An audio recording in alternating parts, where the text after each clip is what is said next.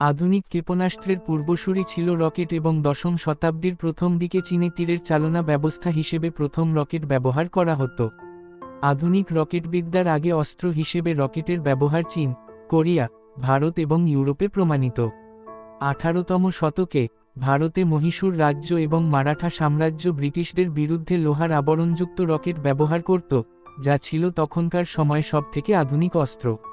তবে টিপু সুলতানের ব্যবহৃত রকেটকে আধুনিক মিসাইল তৈরির সূচনা বলা হয়। বিংশ শতাব্দীর গোড়ার দিকে আমেরিকান রবার্ট গডার্ড এবং জার্মান হারমান ওবার্থ জেট ইঞ্জিন দ্বারা চালিত প্রাথমিক রকেট তৈরি করেছিলেন। 1920 এর দশকে সোভিয়েত ইউনিয়ন গ্যাস ডায়নামিক্স ল্যাবরেটরিতে কঠিন জ্বালানি রকেট তৈরি করেছিলেন। পরবর্তীতে প্রথম কার্যকরীভাবে ব্যবহৃত ক্ষেপণাস্ত্রগুলি ছিল দ্বিতীয় বিশ্বযুদ্ধের সময় নাৎসি জার্মানি দ্বারা তৈরি রকেট ভিত্তিক ক্ষেপণাস্ত্রগুলির একটি সিরিজ, যার মধ্যে ছিল ভি-1 উড়ন্ত বোমা এবং ভি-2 রকেট, যা পূর্ব নির্ধারিত রুটে ক্ষেপণাস্ত্র উড়াতে যান্ত্রিক অটোপাইলট ব্যবহার করত। জাহাজ বিধ্বংসী এবং বিমান বিধ্বংসী ক্ষেপণাস্ত্রগুলির একটি সিরিজ কম পরিচিত ছিল, যা সাধারণত অপারেটর দ্বারা পরিচালিত একটি সাধারণ রেডিও নিয়ন্ত্রণ সিস্টেমের উপর ভিত্তি করে তৈরি করা হতো। তবে দ্বিতীয় বিশ্বযুদ্ধের এই প্রাথমিক ব্যবস্থাগুলি কেবলমাত্র অল্প সংখ্যক তৈরি করা হয়েছিল।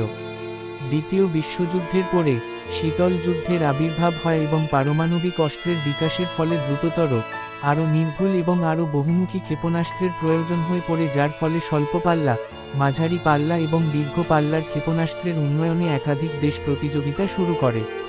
বিশ্বব্যাপী ক্ষেপণাস্ত্র প্রতিযোগিতার মাধ্যমে তৈরি করা হয় বিভিন্ন ধরনের গণবিধ্বংসী মিসাইল এবং ক্ষেপণাস্ত্র। বর্তমানে কিছু ক্ষেপণাস্ত্র প্রায় 20,000 কিলোমিটারের বেশি পথ পাড়ি দিয়ে নির্ভুলভাবে নির্দিষ্ট স্থানে আক্রমণ পরিচালনা করতে পারে। পৃথিবীর বিভিন্ন স্থানে গণহত্যা এবং দখলদারিত্ব পরিচালনার অন্যতম অস্ত্র হয়ে উঠেছে এই মিসাইল। তবে গণবিধ্বংসী অস্ত্র বহনে সক্ষম দূরপাল্লার ক্ষেপণাস্ত্রের বিস্তার নিয়ন্ত্রণের জন্য বিভিন্ন প্রচেষ্টা করা হয়েছে, যেমন মিসাইল প্রযুক্তি নিয়ন্ত্রণ ব্যবস্থা 1987 এবং ব্যালিস্টিক মিসাইল বিস্তার বিরোধী আন্তর্জাতিক আচরণবিধি 2002। এগুলি স্বেচ্ছাসেবী ছিল এবং আন্তর্জাতিক চুক্তি ছিল না। যদিও এই চুক্তি আইনত বাধ্যতামূলক নয়, তারপরেও 140টিরও বেশি দেশ এই চুক্তির অংশ ছিল এবং ক্ষেপণাস্ত্র কর্মসূচি, প্রত্যাশিত উৎক্ষেপণ এবং পরীক্ষার বিষয়ে পূর্ববর্তী তথ্য প্রদান করে থাকে এই দেশগুলো।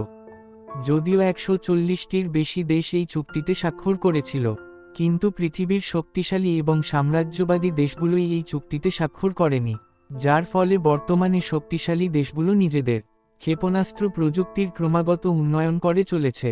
2019 সাল থেকে ক্ষেপণাস্ত্র উৎক্ষেপণযোগ্য হাইপারসোনিক গ্লাইড যানবাহনের ধীরে ধীরে প্রবর্তন, উপগ্রহ বিরোধী ক্ষেপণাস্ত্র এবং প্রচলিত এবং পারমাণবিক উভয় ধরনের ওয়ারহেড বহন করতে সক্ষম দ্বৈত ব্যবহারের ক্ষেপণাস্ত্র স্থাপন ও বিস্তার বেড়েই চলেছে, যা অনুন্নত এবং উন্নয়নশীল দেশগুলোর জন্য আসলেই উদ্বেগের বিষয়। প্রিয় দর্শক, ভিডিওটি ভালো লাগলে অবশ্যই লাইক, কমেন্ট এবং সাবস্ক্রাইব করে পাশেই থাকুন।